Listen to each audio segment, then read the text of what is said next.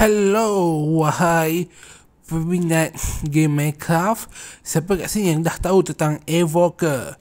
Evoker ni macam Wish juga, tapi diberi nama Evoker kerana nak bagi perbezaan sikit. Katanya sebab banyak orang tanya, takkan tak ada karakter mod Minecraft yang tak ada nama? Ya, akhirnya diberi nama Evoker. Ya, jadi ada juga yang panggil dia Evolve. Ya, Evolve macam ular kobra, tapi serangan dia pun memang macam ular kobra, cuma tak ada telinga macam ular kobra dia serangan dia tu.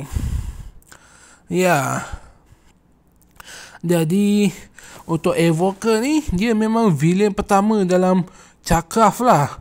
Tapi dah terungkap bos dia yang villain utama, yang saya sendiri lupa nama bos dia apa. Sebabkan saya lupa nama bos dia, jadi saya tak dapat buat video tentang bos dia tu.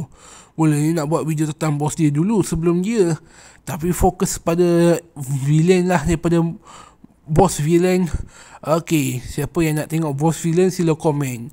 Akan saya buat video tu nantilah. Jadi saya pilih untuk ni sebab mulanya nak buat video ni. Apa ni? Video apa? Video tentang apa ni? Karakter Secret Man yang mirip Saitama, tapi lupa pula nama dia.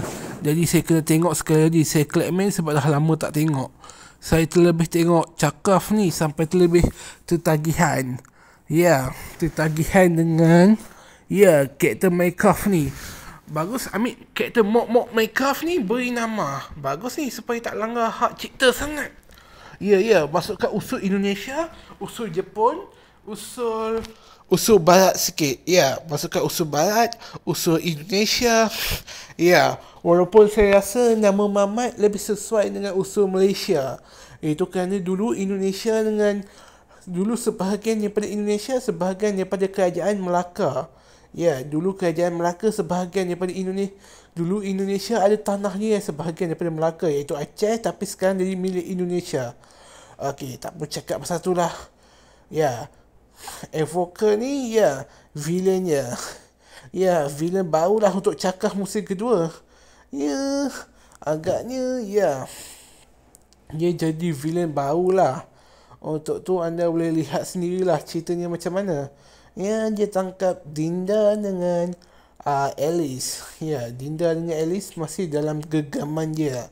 Ya, bukan genggaman macam yang benda orang fikir lusung tu Ya, dia Craft ni lebih fokus pada anime sekarang ni. Tapi sekarang ni anime isekai. Yang saya masih tak faham kenapa masih pilih game Minecraft. Ya, sebab tak ada game lain yang bertema bertahan hidup. Ada game yang sama macam Minecraft, tapi itu game jeplak lah. Tapi ada game pertama yang macam Minecraft, tapi Minecraft yang terinspirasi daripada game tu. Malangnya saya tak dapat idea nak buat video tu. Sila komen kalau ada tahu.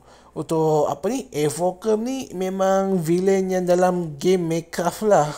Jadi dia bukanlah villain asli dalam Craft.